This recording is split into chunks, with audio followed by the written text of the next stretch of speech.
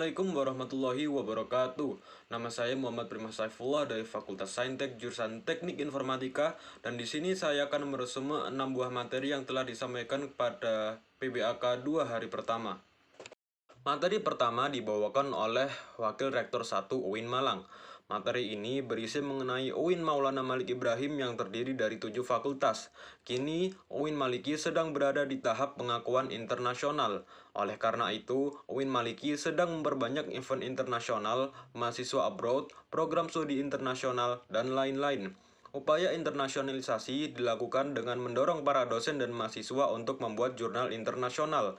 Mahasiswa diwajibkan untuk riset dan mempublish jurnal nasional ataupun internasional sebagai tugas akhir untuk menaikkan predikat kampus. UIN Malang memadukan pengetahuan umum dan agama untuk membentuk karakter melalui Ma'had Al-Jamiah selama 1 tahun.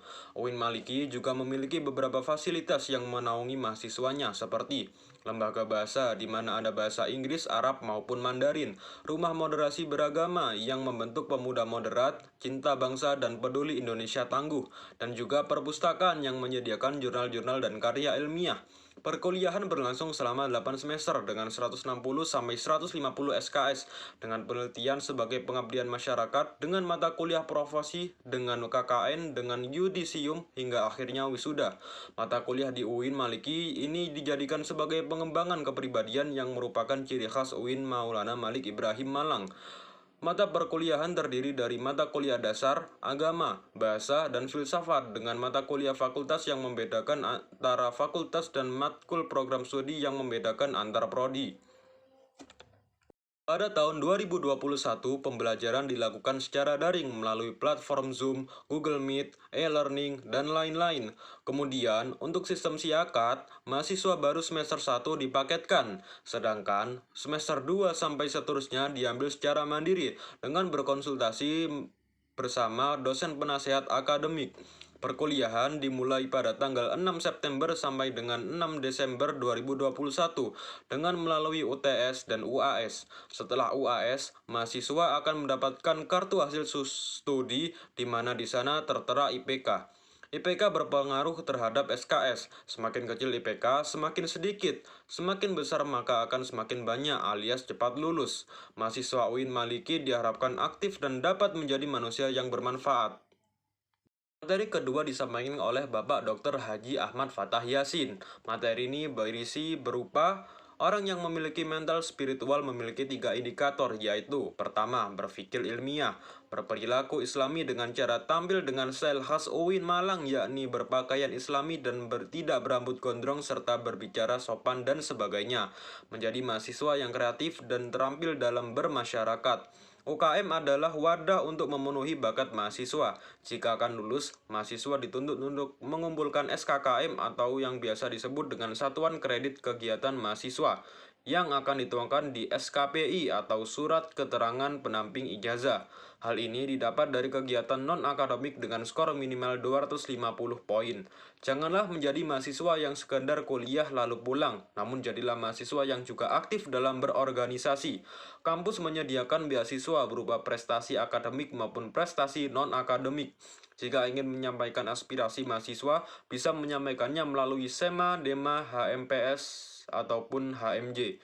UIN Maliki juga memiliki akselerasi, jadi saat semester 7 diperbolehkan mengambil S2 namun dengan syarat dan seleksi yang cukup ketat. Lulusan UIN Malang tidak hanya sekedar menjadi ustadz atau ahli agama, tetapi juga bisa menjadi lainnya. Kita harus bangga menjadi mahasiswa UIN karena di universitas ini kita tidak hanya diajarkan ilmu pengetahuan, namun kita juga diajarkan ilmu agama. Kini, Indonesia masih dalam kondisi pandemi, dan Kota Malang telah diturunkan level PPKM-nya dari level 4 menjadi ke level 3. Jika vaksinasi terus digalakkan, maka hal ini akan segera membentuk herd immunity yang akan segera menyelesaikan masalah corona ini. Materi PBAK hari kedua UIN Maulana Malik Ibrahim berisi mengenai organisasi-organisasi dan juga UKM-UKM yang berada pada UIN Maliki.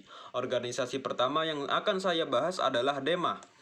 Dema atau Dewan Eksekutif Mahasiswa UIN Maliki diketuai oleh Farhan Adi Murosadi dari jurusan Farmasi dan wakilnya adalah Ahmad Fawaid dari jurusan Psikologi. Dema merupakan organisasi intrakampus atau OMIK yang merupakan lembaga eksekutif mahasiswa di level universitas.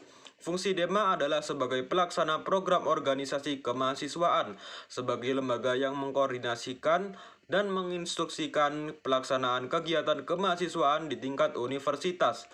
Tugas Dema adalah melaksanakan program kerja organisasi yang sudah disepakati Senat Mahasiswa Universitas, mengkomunikasikan dan menginformasikan kegiatan kemahasiswaan di tingkat universitas, dan juga melakukan koordinasi dan sinkronisasi kepada kegiatan kemahasiswaan. Organisasi kedua yang akan saya bahas adalah SEMA. SEMA atau Senat Mahasiswa UIN Maliki diketuai oleh Muhammad Adi Faroni. SEMA merupakan organisasi mahasiswa UIN Malang yang berperan sebagai lembaga legislatif yang mengkoordinasi Dema, UKM, dan HMJ. Fungsi SEMA antara lain adalah advokasi, legislasi, pengawasan, penganggaran, serta membantu mahasiswa dalam segala masalah untuk disampaikan kepada pihak terkait. Tugas SEMA adalah mengawasi dan mengontrol Dema Universitas, memberi persetujuan setiap kegiatan yang akan dilaksanakan oleh Dema Universitas, memberikan pengesahan setiap laporan pertanggungjawaban setelah selesai agenda tersebut, memfasilitasi aspirasi mahasiswa UIN Malang dan menyalurkannya kepada pihak-pihak yang bersangkutan, mengawasi setiap kebijakan dan keputusan yang diambil oleh Dema Universitas, merancang dan menetapkan peraturan organisasi di UIN Malang, mengesahkan peraturan Dema Universitas, menjadi mitra kerja Dema Universitas dan melakukan kebijakan organisasi kemahasiswaan. Wewenang SEMA adalah membentuk UU yang dibahas dengan Presiden mahasiswa untuk mendapat persetujuan bersama, menampung dan mempertimbangkan segala aspirasi mahasiswa, memberikan mandat untuk melaksanakan pemiluan, mengawasi pelaksanaan hasil-hasil sidang SEMA Universitas, mengawasi pelaksanaan program kerja dan kebijakan Dema Universitas, turut andil dalam mengkaji permasalahan yang timbul di dalam negara dan di tingkat universitas, menerima dan membahas usulan PO yang berkaitan dengan bidang tertentu dan mengikut sertakan dalam pembahasan. Selanjutnya saya akan membahas mengenai UKM yang berada pada UIN Maliki. UKM pertama yang akan saya bahas adalah Menwa atau Resimen Mahasiswa. Resimen Mahasiswa adalah organisasi bersejarah bentukan Jenderal A.H. Nasution pada 1959 di Jawa Barat. Semboyan penyempurnaan pengabdian dengan ilmu pengetahuan dan ilmu keprajuritan dengan logo simbol warna ungu yang berarti mulia. Fungsi Resimen Mahasiswa adalah mewujudkan sikap bela negara di ranah mahasiswa, menciptakan kondusivitas kehidupan mahasiswa, dan lain-lain. Menwa memiliki dua logo, yaitu logo Mahasurya yang merupakan logo provinsi dan Wiracakti Yuda yang merupakan logo UINMA. Arti lambang Wiracakti Yuda 811 adalah 8 yang merupakan Kodam Brawijaya dan 11 yang merupakan urutan resimen mahasiswa se-Jawa Timur. Wiracakti Yuda bermakna prajurit atau pemimpin yang sakti. UKM kedua yang akan saya bahas adalah Pramuka.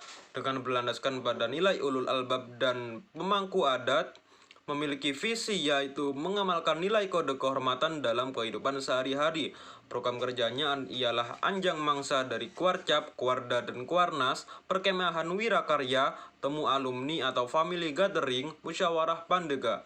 Tugasnya ialah rapat kerja, rapat bulanan, rapat internal bidang, rapat anggota, rapat triwulan, welcome party, logbook, dan memo, dan lain-lain. UKM ketiga yang akan saya bahas ialah PMI. PMI atau yang biasa kita kenal dengan Palang Merah Indonesia bergerak di bidang kemanusiaan, kekeluargaan, dan kemanfaatan. Didirikan oleh Pak Zainal Abidin dan Pak Mustafa pada bulan November 1990. Memiliki lambang berupa burung Raja Wali dan memiliki program kerja pengurus inti berupa rapat bulanan, kartu kendali, pengukuhan AK, Mustafa 29 dan Disnatalis.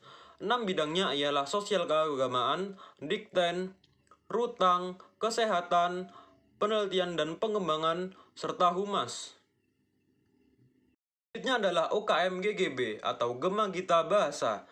Sudah berumur 6 tahun, fungsinya adalah mengurus pengembangan bakat di bidang suara. Memiliki 8 prestasi minimal tingkat provinsi, GGB mempelajari ilmu musik seperti not, angka, not balok, dan lain-lain dan ilmu keorganisasian.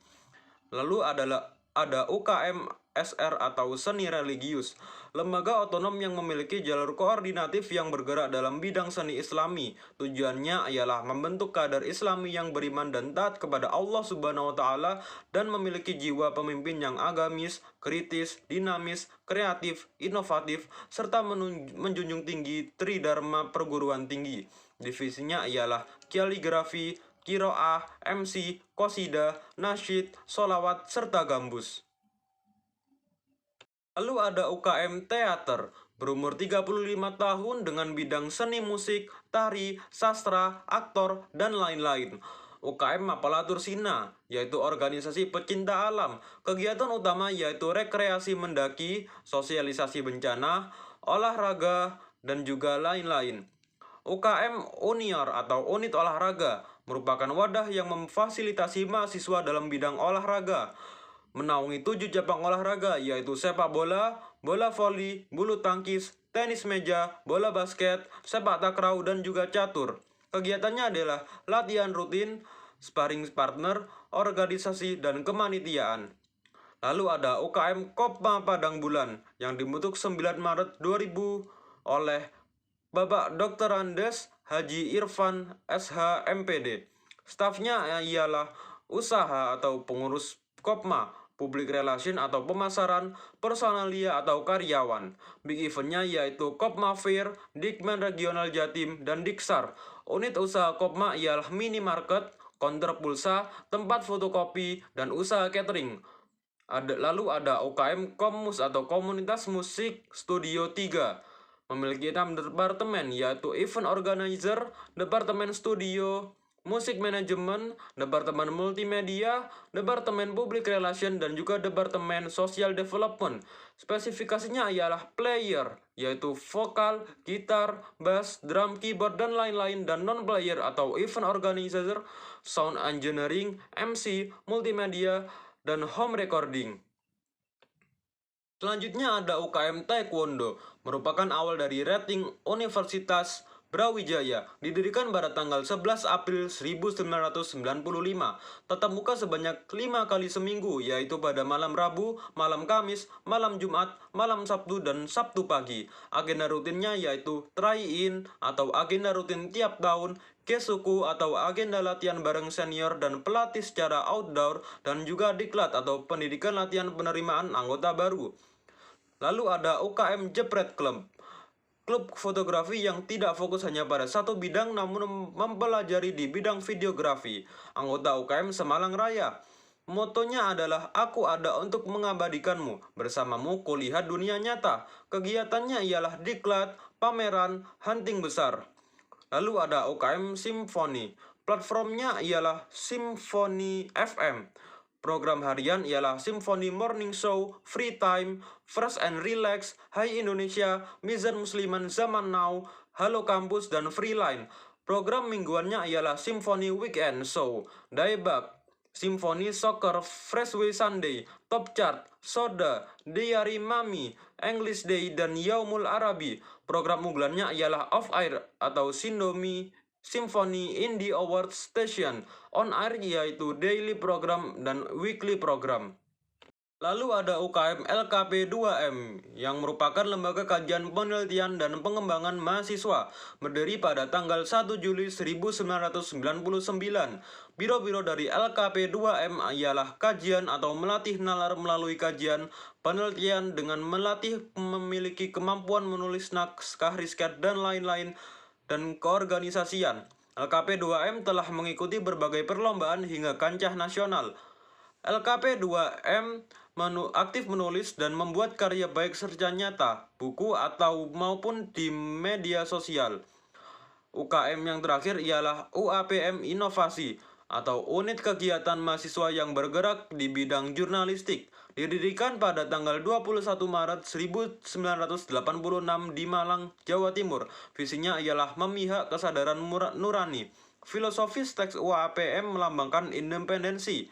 Produknya ialah Kipos, berupa koran yang kumpulan isu ranah kampus dan majalah berupa majalah tahunan berisi depth news dan krisis analitis. Agenda rutinnya ialah diklat tingkat dasar, upgrading skills, jurnalis camp, sekolah filsafat, rapat akhir tahun, dan diskusi rutin. Selanjutnya ada materi berupa kebangkitan bangsa menuju Indonesia tangguh yang dibawakan oleh Bapak M. Hasanuddin Wahid, M. Hum, anggota DPR RI. 3 kekuatan pengubah dunia adalah kemajuan teknologi, agama, dan pasar. Perang dan peluang UIN ialah arus utama pengembangan teknologi digital, link dan match terhadap sektor industri menjadi kekuatan sosio-teknopreneur, epicentrum ajaran agama inklusif. Cara menjadi generasi unggul ialah keagungan moral dan spiritual, gandrung ilmu pengetahuan, memiliki digital quotient, dan kesalehan atau peduli sosial. Apa itu moderasi dalam Islam? Definisi moderasi ialah secara etimologi, wasatiyah berarti jalan tengah atau posisi tengah dan berkeadilan. Secara terminologis ialah pemahaman praktek keagamaan yang menjunjung tinggi kesetaraan, keberagamaan, toleransi dengan berpijak pada prinsip tawazun antara resiko atau logika, teks serta konteks. Dasar teologis ialah Al-Quran Surat Al-Baqarah ayat 143. Beberapa hadis dalam Sahih Bukhari. Kenapa moderasi penting di Indonesia? Dikarenakan karakter Islam sebagai agama rahmatan lil alamin yang menjunjung tinggi keadaan Islam dan harmoni inter dan antar pemeluk agama. Historitas Islam di Indonesia, karakter masyarakat, serta ideologi bangsa Pancasila dan moto Bhinneka Tunggal Ika. Peran mahasiswa UIN ialah mahasiswa harus memerankan diri sebagai agent of change dalam menguatkan dan mendesimisasi agenda moderasi. Mahasiswa harus mengedepankan kepentingan kebanggaan dan keagamaan yang sesuai dengan prinsip moderasi. Mahasiswa UIN harus cerdas secara akademik, religius, dan keberkemineka-tunggalan. Sekian dari saya, apabila ada salah kata, mohon dimaafkan. Wassalamualaikum warahmatullahi wabarakatuh.